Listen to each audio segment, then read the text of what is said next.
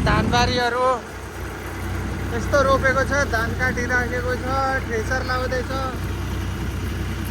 यस्तो छ धान।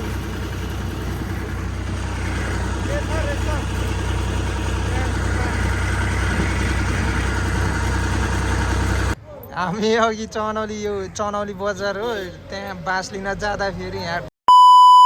हेलो गाइज, सबैजनालाई नमस्ते। फेरि पनि म आएँ होइन। अनि आज फेरि यहाँ म ट्र्याक्टरमा छु, पछाडि हेर्नु ढाला बाँस लिन जाँदैछु। अस्ति चाहिँ ट्राफिकले ल्याङ गरेर अनि आज फेरि म बिहान नै ट्राफिकहरू नहुँदै बाँस लिन गइराखेको छु। अनि यता टायरमा हावा छैन एउटा, त्यहाँ सुरुमा कृष्णचोक गएर हावा हालेर त्यसपछि चनौलीमा बाँस लोड गर्ने बेला भेटौँला। अब बाटोमा गएको त के खिच्नु, ट्र्याक्टरको साउन्डले गर्दा नि राम्रोसँग भाइ छ, रेशम छ, यो दुईजना छ। त्यो सुशीललाई चिन्नुहुन्छ होला, यो तारेलाई चिन्नुहुन्न होला, दाँते भाइ हो हाम्रो। ल अब चनौली गएर भेट्छु। अहिले चाहिँ हामी चनौली आइपुग्न लाग्यो।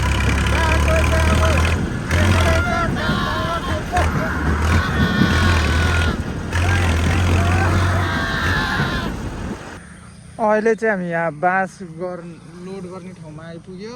अनि मान्छे कोही रहेनछ अहिले। यहाँ बोर्डमा फोन नम्बर छ, त्योमा फोन गरेर देखाउँछु। ट्र्याक्टर चाहिँ यहाँ छ, केटाहरू आइपुग्यो, बल्ल बल्ल आइपुग्यो। बाटो त धुस्तै थियो। म चाहिँ यहाँ छु। अब यो बाँस लोड गर्ने बेला भेटौँला। राम्रोसँग हाले सुमनमा। अघिले ट्र्याक्टर ब्याक गर्दा फेरि यहाँ बाँस फुटाइदियो। 6वटा बाँस अब लोड गरेर हामी सिधै स्कुलमा जान्छौँ। स्कुलमा चाहिँ रङ लाउने कार्यक्रम भइराखेको छ, त्यही कारणले हामी बाँस लिन आएको चनौलीमा। यति बाँस लिएर जान्छु होला। फाइनल्ली बाँस लोड गरेर भ्याइयो। अब हामी हिँड्नको लागि बान्दैछौँ। त्यसपछि बाँस बाँधेर लिएर गएपछि आधी बाटोमा भेटौँला के कस्तो हुन्छ भन्ने कुरा। अनि यो हाम्रो यो भाइले बाँस मिलाउँदैछ, यता डोरी बान्दैछ सुशीलले, यता अनिलले यहाँ बाँस टुप्पो त्यो समाउँदैछ।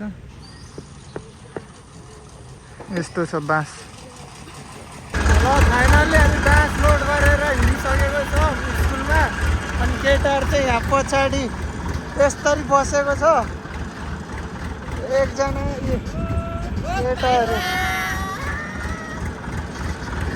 अनि अब हामी बाटोमा जाँदै गर्दा भेटौँला।